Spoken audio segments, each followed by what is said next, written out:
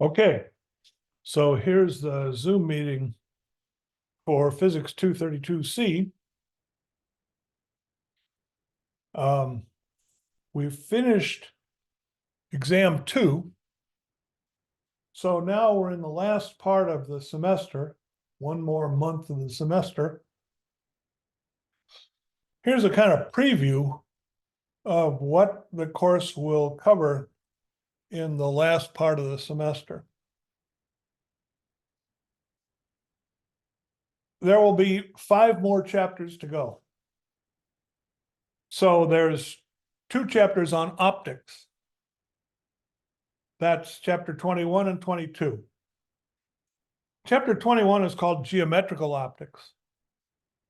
And it's on problems where light travels in straight lines,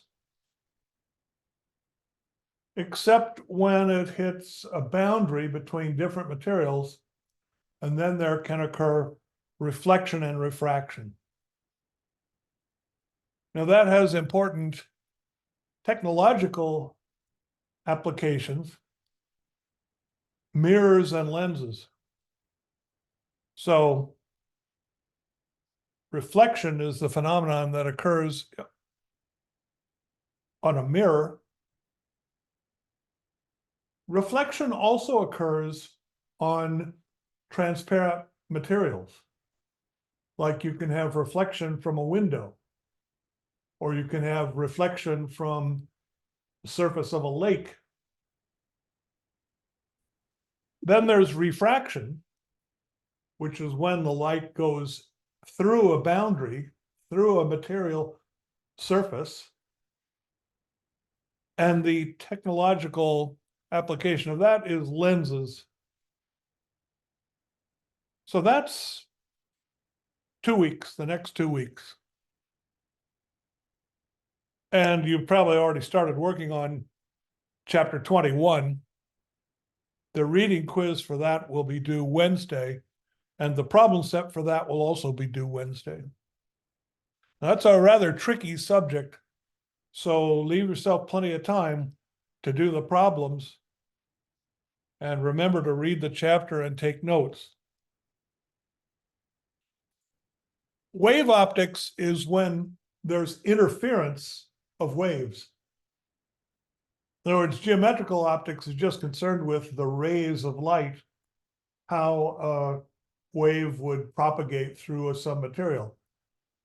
But wave optics concerns interference of light waves. When there's more than one wave and they overlap, then they will interfere. There can be constructive interference and destructive interference. That causes a change or a difference in the intensity of the light when there's more than one wave making up the full light beam. And there are many technological applications of wave optics. And we'll study thin films. Two-slit interference is not so much a technological application, but that's an important experiment in the history of science.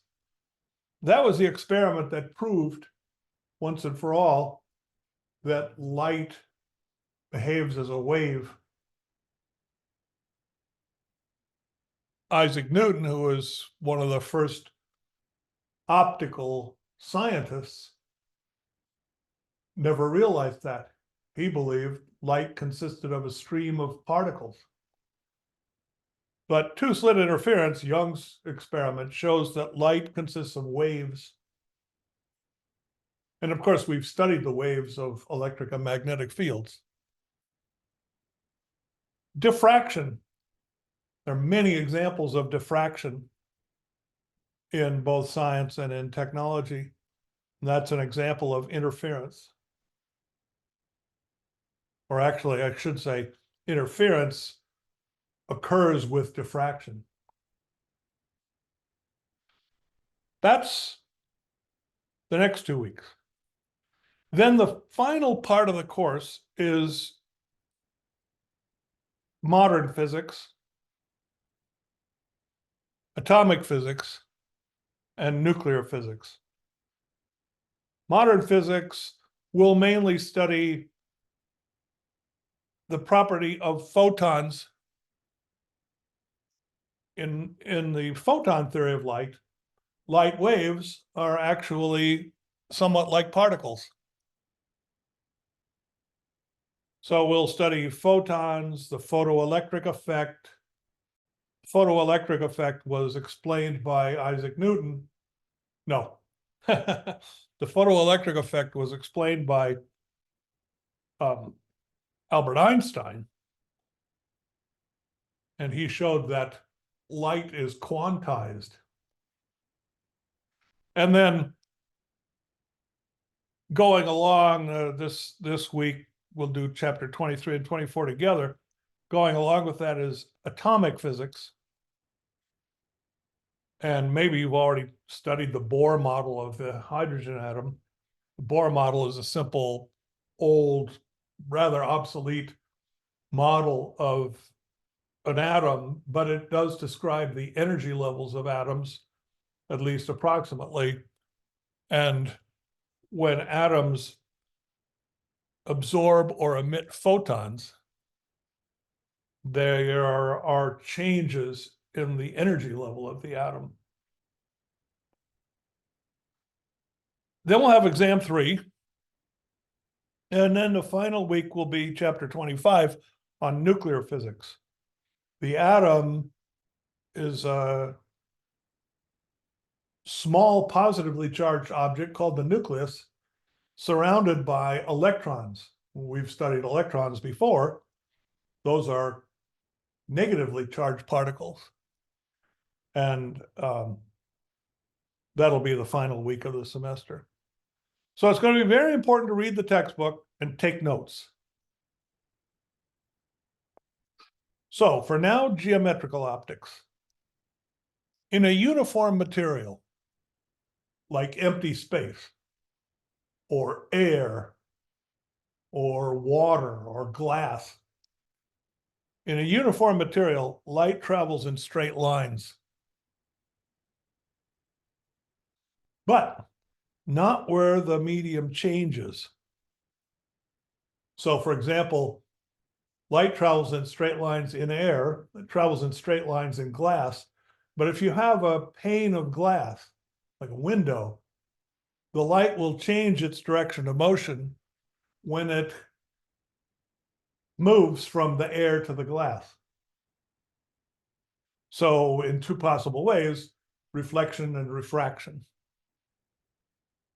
Now we'll assume you've already read the chapter, so you know about the law of reflection and the law of refraction. Let's look over some problems that are on the assignment. This assignment is due next Wednesday, in just 2 days. So here's an example. What does the sky look like to a fish? So here's a picture. Fish lives in a lake. So here's the lake, and here's the lake surface. So there's the lake surface. So down here is water, up here is air. The sky is light, sunlight, reflected from the atmosphere. So to us, we live on the surface of the land. The sky, it looks like half of a sphere. All around us, above, north, south, east, west, in all directions, we see blue light. It's not really blue light, it's a superposition of many different wavelengths. It's the reflection of sunlight. The sunlight is white, but when it reflects from the atmosphere, there's a larger intensity in the blue end of the spectrum and smaller in the red end of the spectrum. So we see the sky as blue, usually if there are no clouds, coming from all directions. Now, when light passes through the surface of the water, it bends. That's called refraction. So this little fish down here under the water will see light coming in, not from all directions, but from a cone. So all of the sky is compressed into a cone with a certain angle, and we'll call that angle theta cone. So this explains what does the sky look like to a fish. It looks like to a cone with a certain angle. And there's nothing much coming in outside of that cone. Here's a photograph which shows a bunch of fish and also a diver. And what they would see a cone of light. This is the cone of light. And outside of that cone is pretty much darkness. There's a little bit of reflected light. But the sky, the bright light, is compressed into a cone.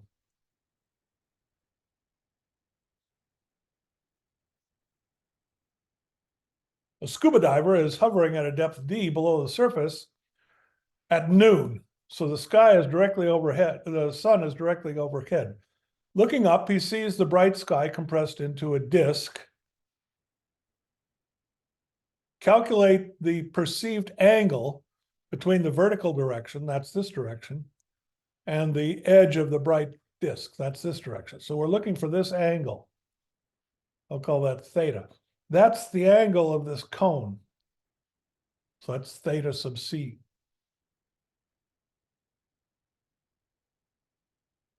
Now, the direction of motion of light changes when light passes through a surface. That's called refraction. And you've read the chapter, so you know that this is described by Snell's law.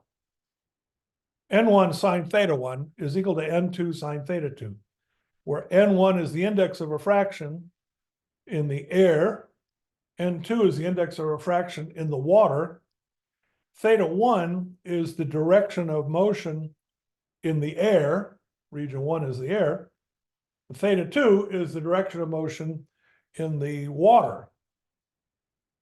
So if we consider here light coming in, well, here's a better picture.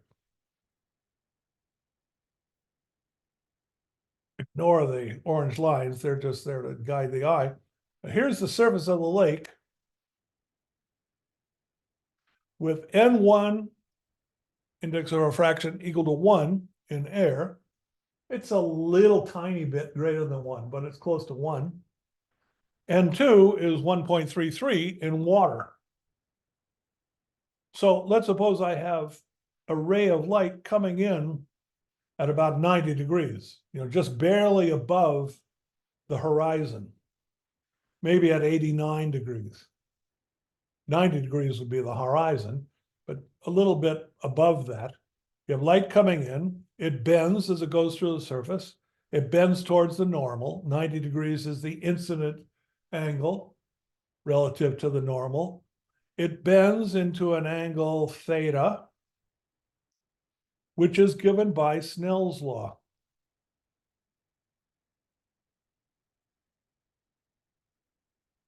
Theta 2 is that angle.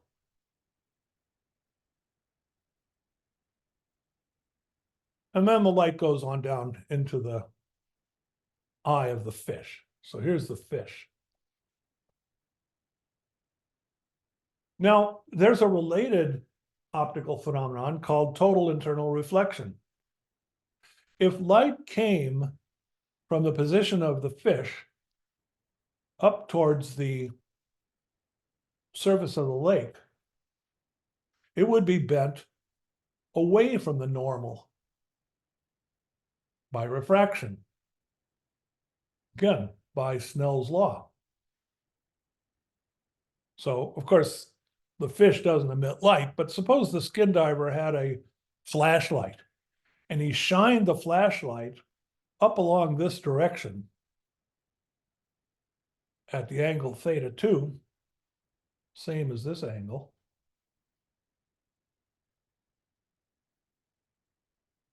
Then it would bend away from the normal and it would come out at 90 degrees.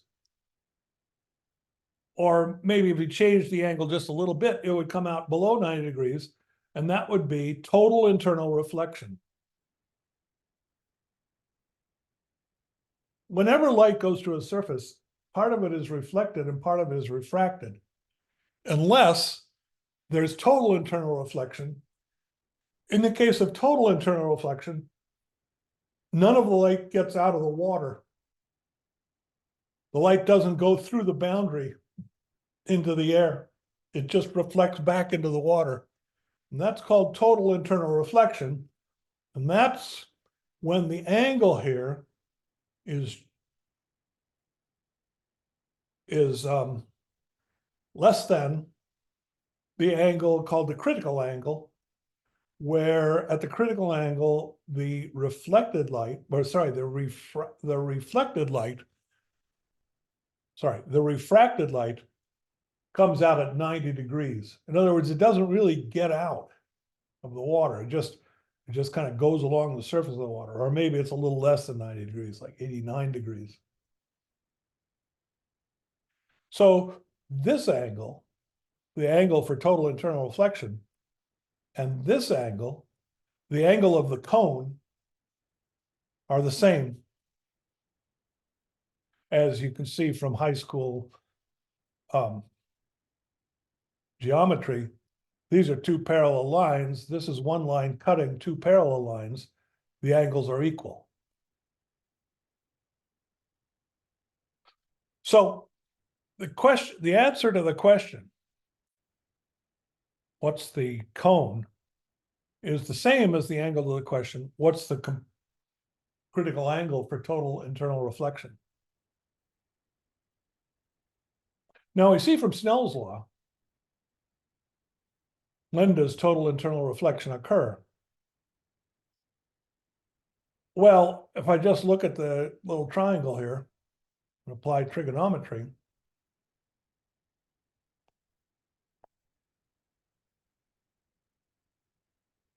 and apply Snell's law,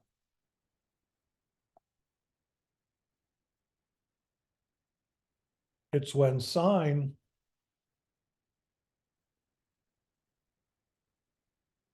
of the critical angle, theta, this theta 2 here would be 90 degrees. If I'm thinking about internal reflection, that'd be 90 degrees. The sine of 90 degrees is 1. So I'd have n1 sine theta 1 is equal to n2.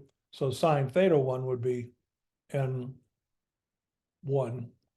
divided by, n1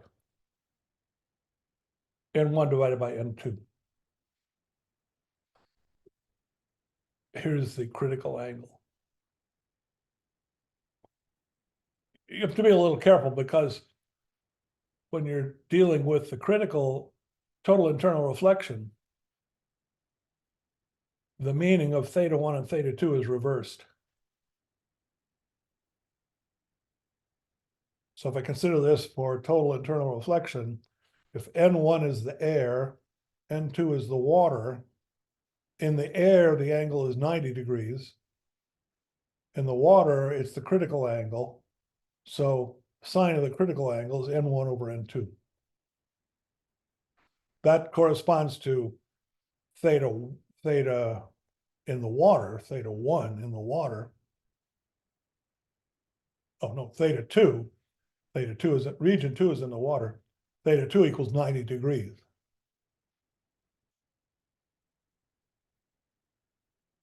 That angle.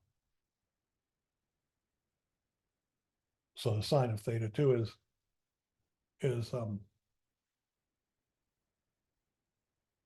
1. Or looking at from the standpoint of the fish observing the sky, n1 is 1, n2 is 1.33 again, but this would be theta 1 in the sky or in the air. That'd be 90 degrees. All right, so calculate the perceived angle. Well, that's it.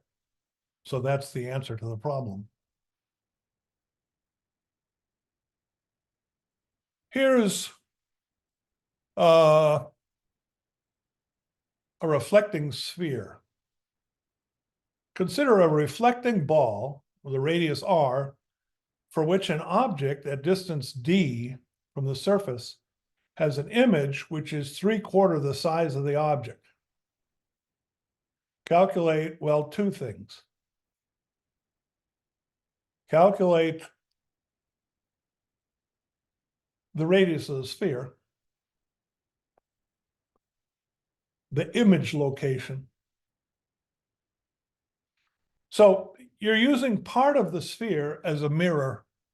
It's a reflecting sphere. It's a reflecting sphere. And we're only interested in the part of the sphere where the light hits. Here's the object. That's the source of light. Here's the part of the sphere. Here's the part of the sphere where the light is hitting. The interior of the sphere is irrelevant. When light hits the sphere, it bounces off. And this is an example of reflection. So let's analyze the rays coming from the object, reflecting from the surface of the sphere, that portion of the surface of the sphere, which we can take to be a convex mirror. Here's an important ray. It travels parallel to the axis, hits the sphere, and bounces off. It bounces off, traveling in the direction from the focal point. So here's the focal point. So here's one outgoing ray.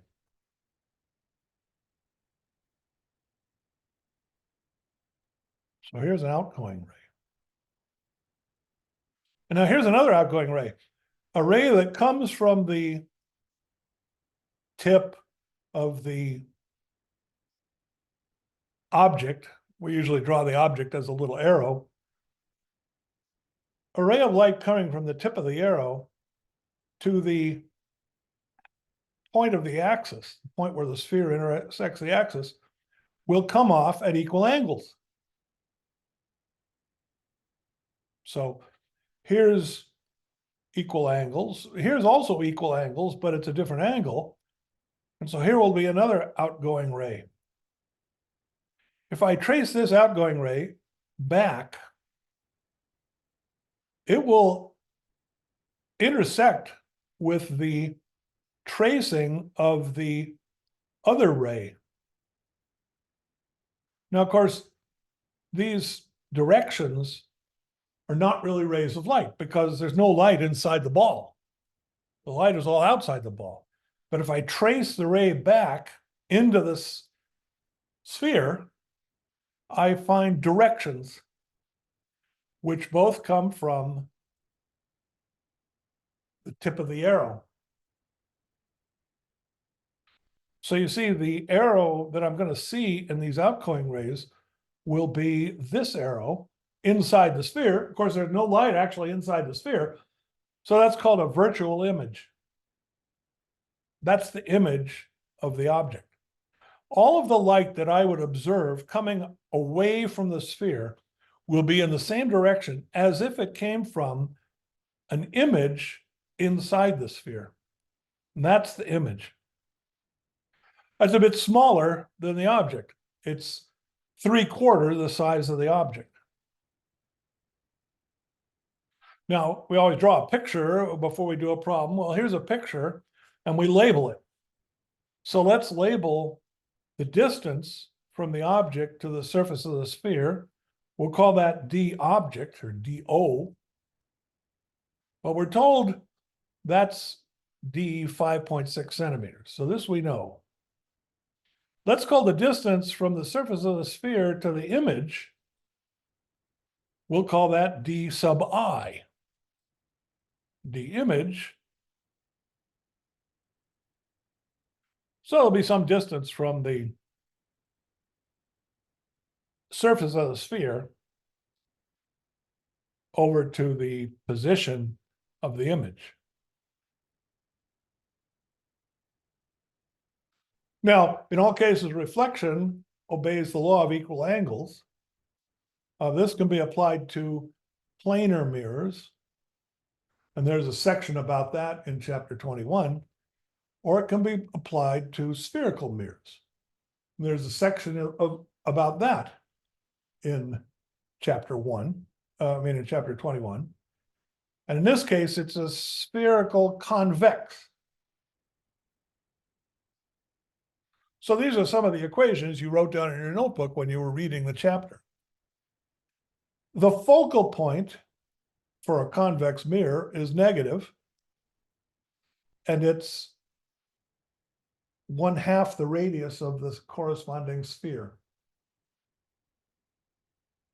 So F is minus R over 2. Now, we don't know what R is.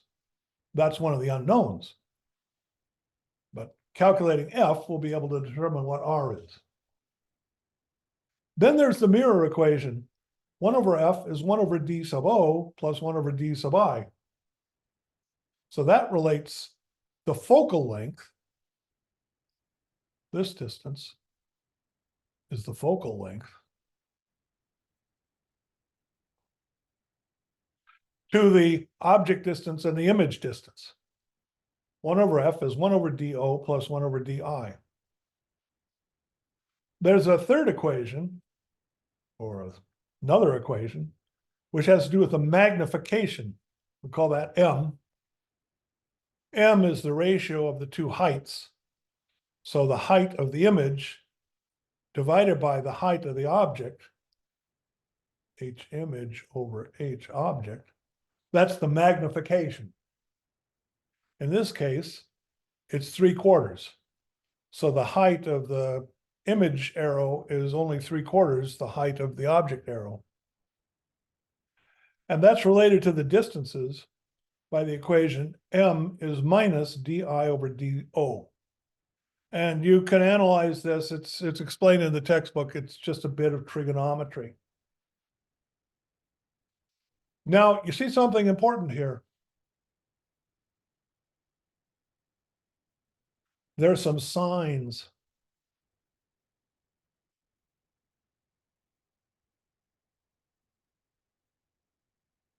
So you need to know the meaning of the signs. This isn't the lens, so that's an error.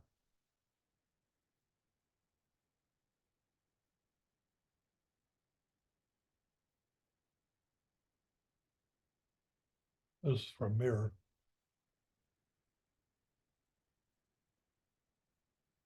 For a convex mirror, F is negative. So I write F is minus R over 2. DO is always defined as positive. So DO is positive.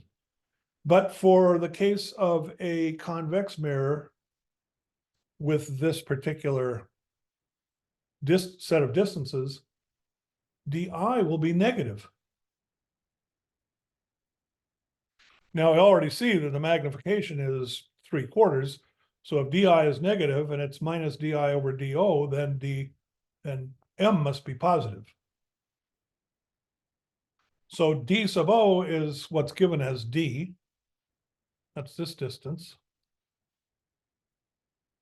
So that's, I don't know, what does it say here? 5.6 centimeters. Well, let's take it to be 6 centimeters. It's actually 5.6, but let's take it to be 6. M is 3 over 4.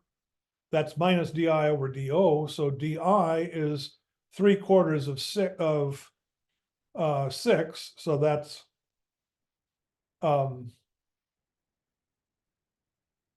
multiply both sides of the equation by DO. That's 6. So that's 6 times 3 over 4. That's 3 times 3 over 2. That's 4.5.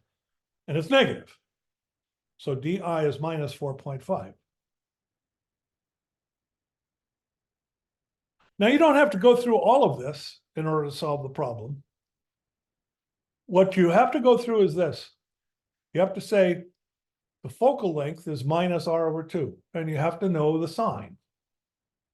And the mirror equation is always this. 1 over F is 1 over DO plus 1 over DI.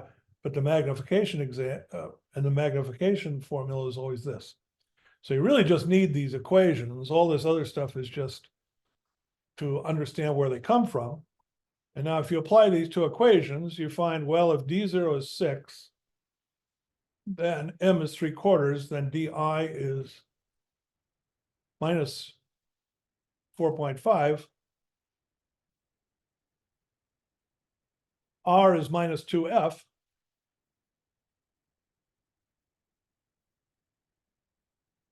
So that's minus 2. I can figure out F from this equation, DO DI over DO plus DI. That'll be 54 centimeters over 1.5, about 36 centimeters is the radius.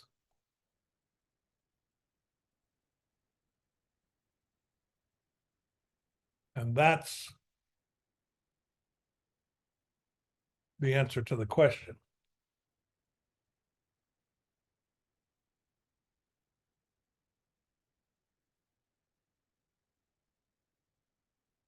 Here's another problem from the assignment. It's taken from the textbook. It's problem 99. A candle is placed at a fixed distance from a screen. So I have a candle, that's going to be the object, and we have a screen. That'll be the position of the image. Converging lens can be put between the object and the screen, the candle and the screen, at some variable distance x. So let's define x to be the distance from the candle to the lens. Let's take d to be the distance from the candle to the screen. That's given. This will be the distance from the lens to the image, because you want the image to lie on the screen. So this distance will be the distance to the image, from the lens to the image.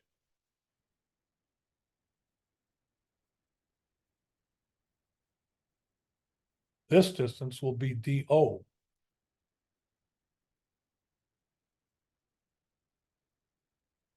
From the object to the lens.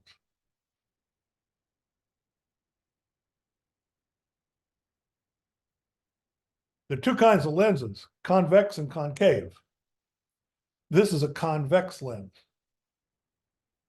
It's concave, is shaped like a cave. It's got an interior. Convex is the opposite of concave. Convex is a converging lens. When light comes in parallel to the axis, it bends down towards the focal point. And so here's the light coming from the lens. Or the light that goes through the center of the lens undergoes equal refraction at the two sides. And so it just comes down through the lens as a straight line. So here's a ray of light going through the center of the lens. Where those two rays of light intersect, that'll be the image of the tip of the candle. So you have to learn how to draw rays. And that's called a ray diagram. All right, so we've drawn a picture, we've labeled it. We need to write down the equations. Well, 1 over F is 1 over D0, 1 over DO plus 1 over DI. And the magnification is minus DI over DO. That's the height of the image or the height of the object, how much it's magnified. But there are sign conventions. You have to read about the sign conventions on page 469 and write those down in your notebook. For this particular problem, where you have a real image, there can be two kinds of images, real or virtual. Real means there really is light at the position of the image. And you can see there's a ray of light that comes across here and down here. So there's light at the image, and there's another ray of light which comes down here. So there's actually light hitting that point. So there's really light there. So you can focus it on a screen. Those two rays will be in focus on the screen if this distance is equal to the image distance. So look up the sign conventions. You'll find F is positive for a converging lens. D0 we always take to be positive. DI is positive for a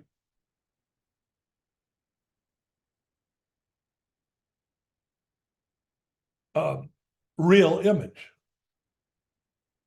A real image will actually be inverted.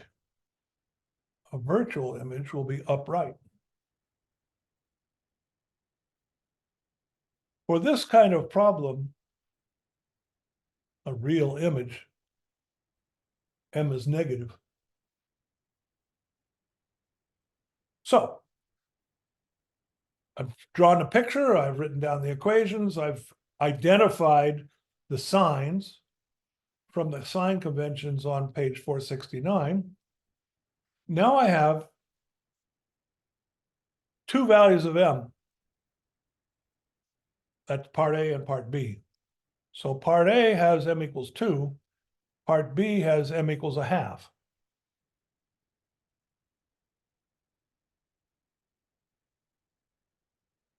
No, they must both be negative because M is negative. So really I should say the magnification is -2. Or that's part A. Or part B, the magnification is -1/2. So that gives me two equations, and there are two unknowns. There's two values of X.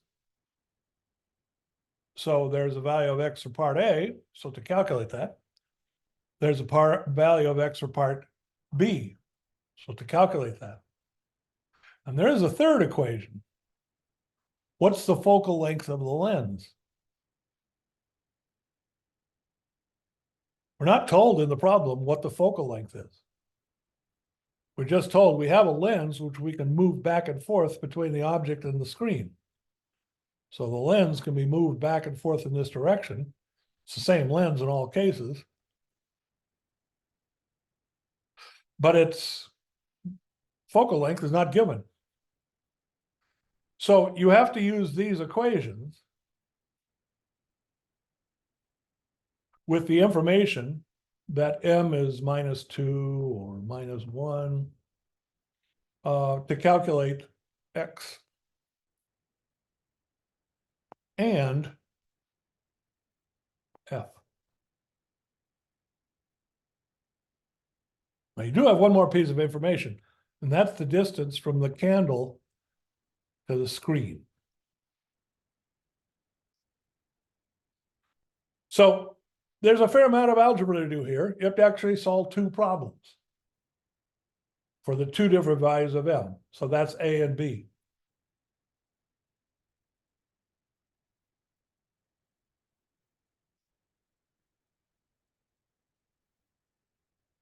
Here's a solution where M is -2.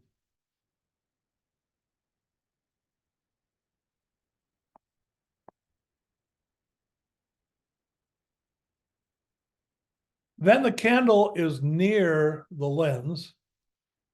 Here are these special rays. Here's the position of the screen, which is where the image is located.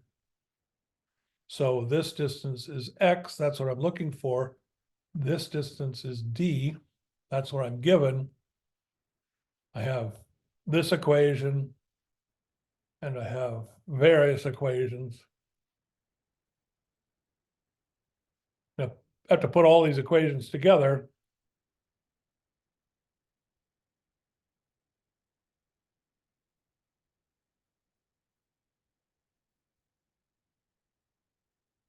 That's part A.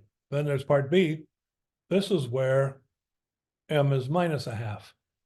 So here's same kind of ray diagram, the parallel ray passing through the focal point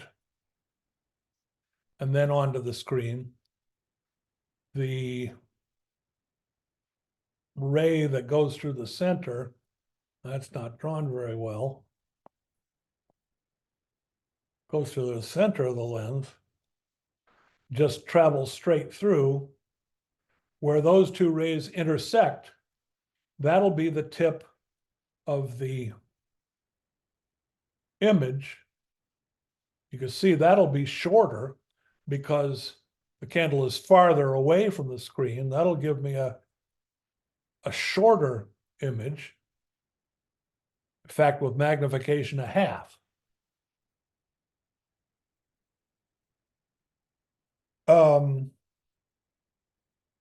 I guess I could draw a third.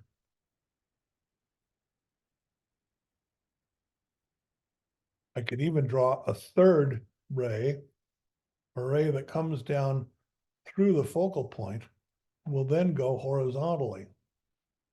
So these three rays will all intersect at the same point. So, you know, there are various ray diagrams that can be drawn, but you really only need two of these ray diagrams. Say two rays from the flame.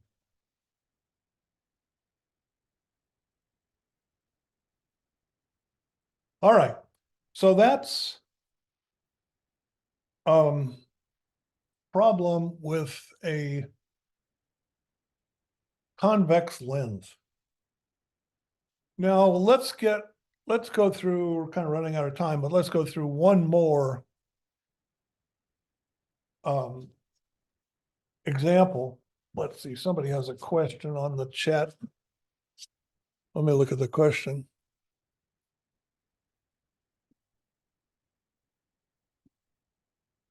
Can you go over that real and virtual image part? I didn't quite get it. You got to go over the real and virtual part in the section, I think it's section 21.4 on image formation in a lens.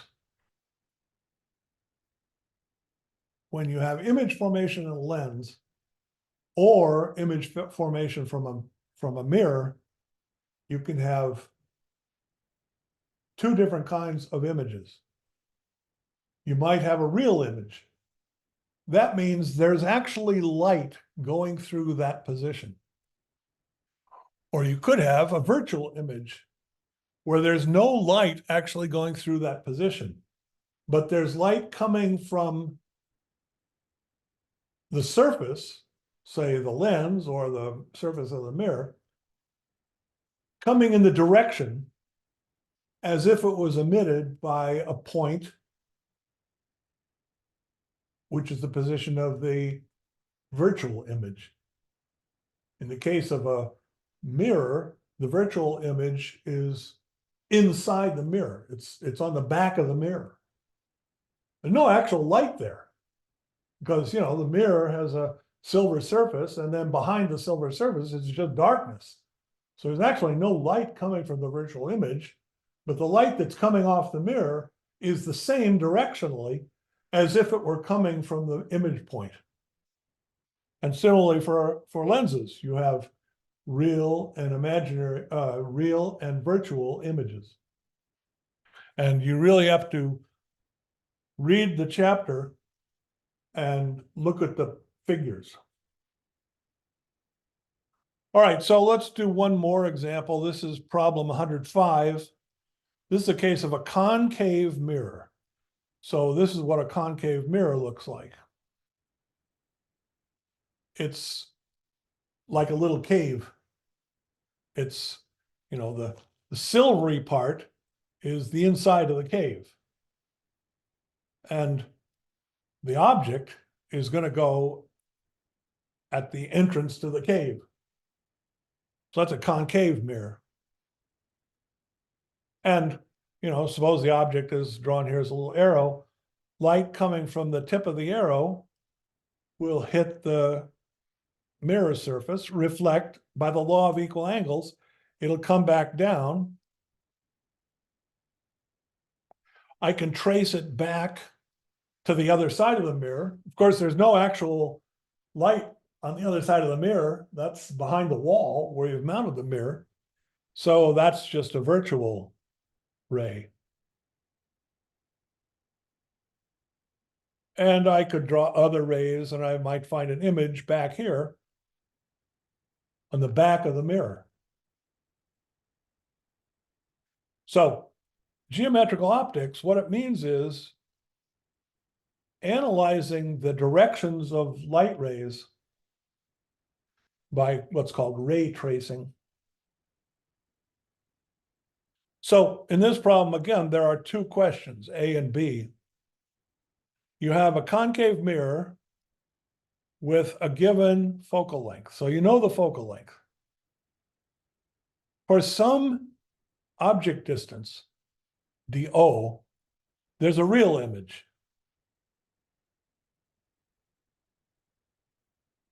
With a magnification M, which is either plus or minus 2.6. Part B is, what about placing the object at a distance dO such that there's a virtual image, as in this case? This is the case of a virtual image.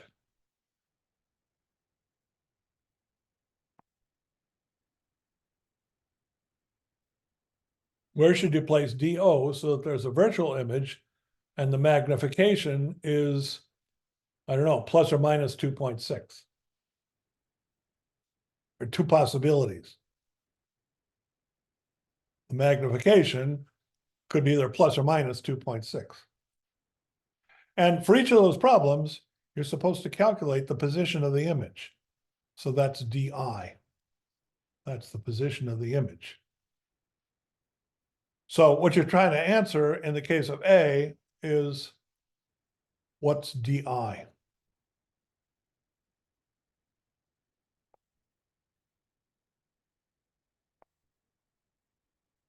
And in the case of question B, what's DI in that case?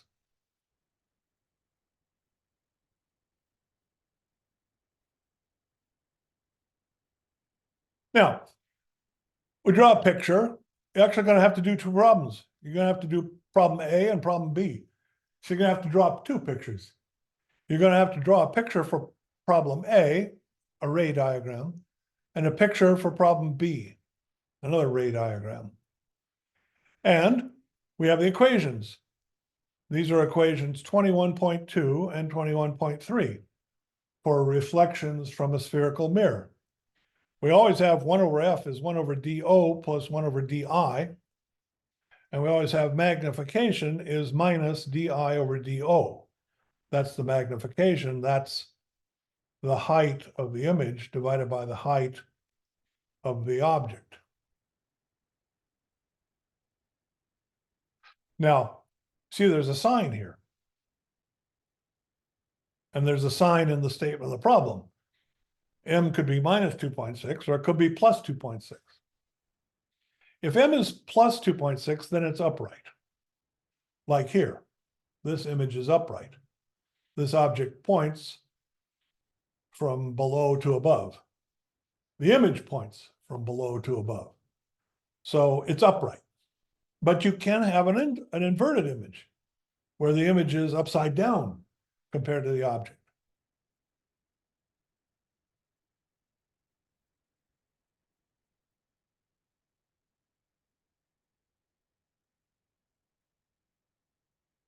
So when you read the notebook, when you read the textbook, you need to write some things down in your notebook. And in particular, you need to write down these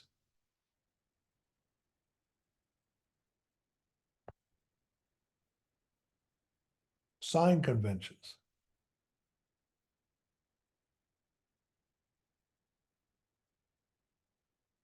For both mirrors and lenses. And in fact, there are two kinds of mirrors. There's convex and concave. And there are two kinds of lenses, convex and concave. So you have sign conventions for, these two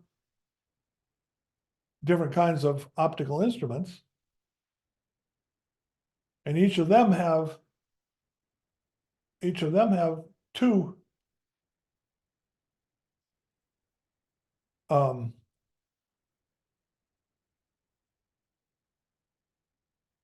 kinds of mirror or lens. So altogether,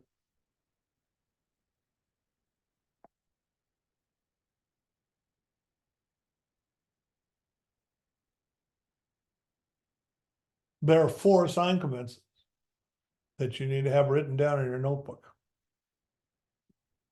So question A, you take M to be positive. That'll be upright. So that'll be a virtual image. And you calculate DO and DI from this equation.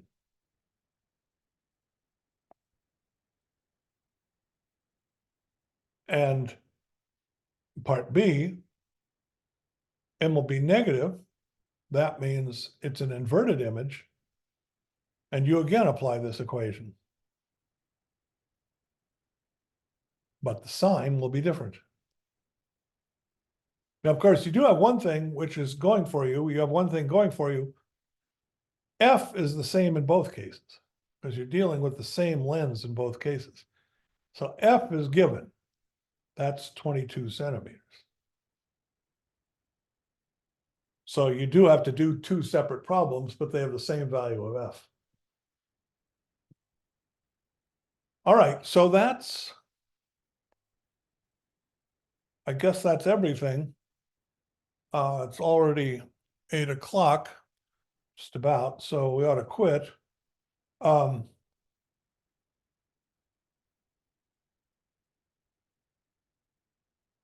We're in the last 1/3 of the semester, the last week of the semester, no, month. The rest of March and a little part of April, then we'll have the final exam. But we'll be covering quite a lot in that last month. We'll be covering optics and modern physics and atomic and nuclear physics. And then, of course, there's also a final exam.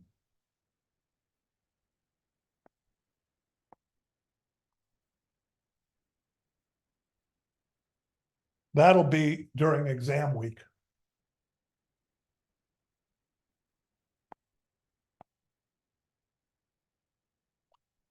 All right, so any last minute questions? You can just unmute your microphone and speak up.